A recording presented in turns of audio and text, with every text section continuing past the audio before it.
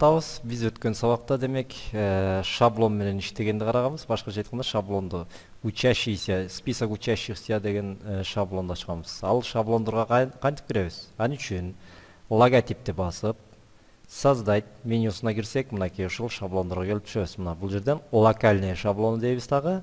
Анан бул жерден биз каалаган шаблонду тандап алат экенбиз. Мисалы биз учащийся дегенде карап атканбыз. Ушуну карап көрөлү. Кандайча түзүлөт, кандайча түзүлөт. Мынакей мен бул жерге 3 баланын списогун жазып койдум, тизмесин. Мисалы Айбекова, Жамакеев, Курманбек кызы. Эми карап көрөлү. Демек, бул жерде ID деген бул ID номер же болбосо автоматтык түрдө ар бир тизмени түзгөндө кошулуучу номер болуп эсептелинет.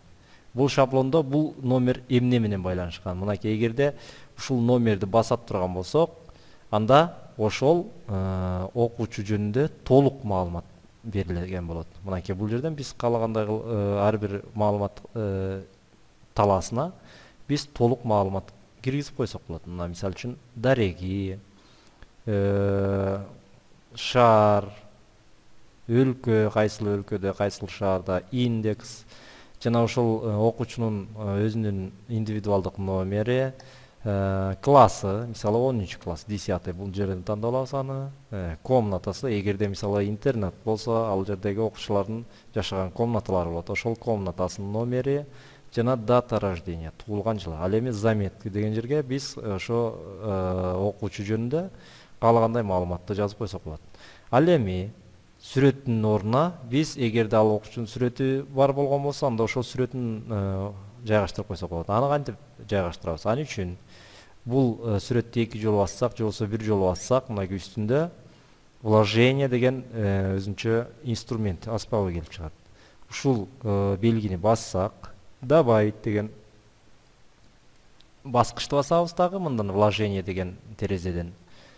Анан ошол сүрөтүбүз кайсы жерде жайгашкан компьютердин, жумушчу столдобу, же болбосо май документиде, май рисункиде, ошону табабыз дагы. Мисалы үчүн мен май рисункиден карап көрөйүн, сүрөттөрдө кайсы жерде жайгашкан болсо, ошол сүрөттү табабыз дагы.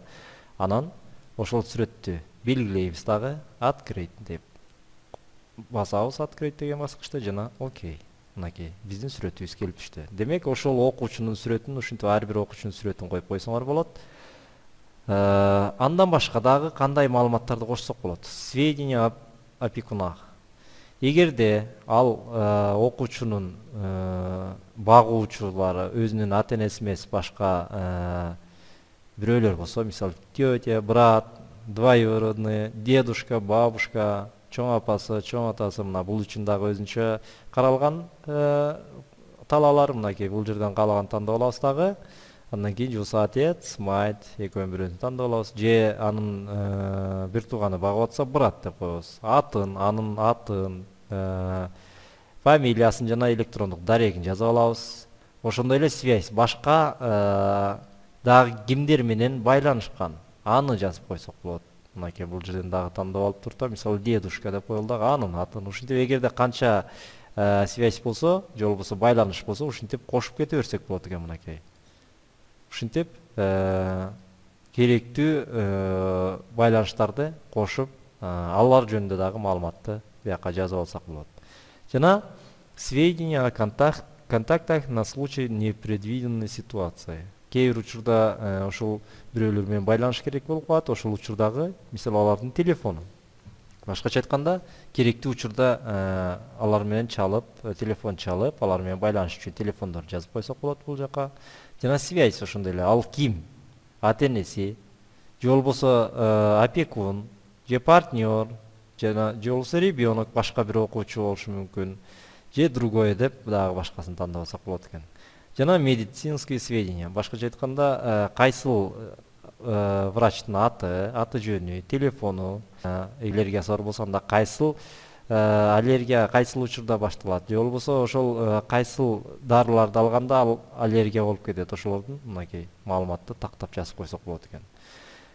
Мынакей достор, демек ушул маалыматтар менен биз ошол окуучу жөнүндө толук маалыматтар базасында жыйнаган болобуз. Ал эми бул жака мынакей андан башка окуучуларды кошуп кете берсек болот.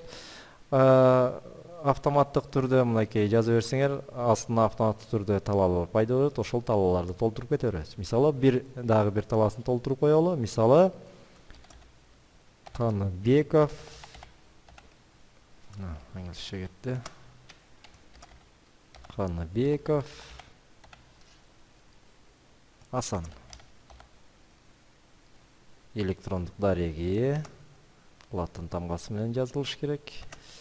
Так, Асан собачка mail.ru.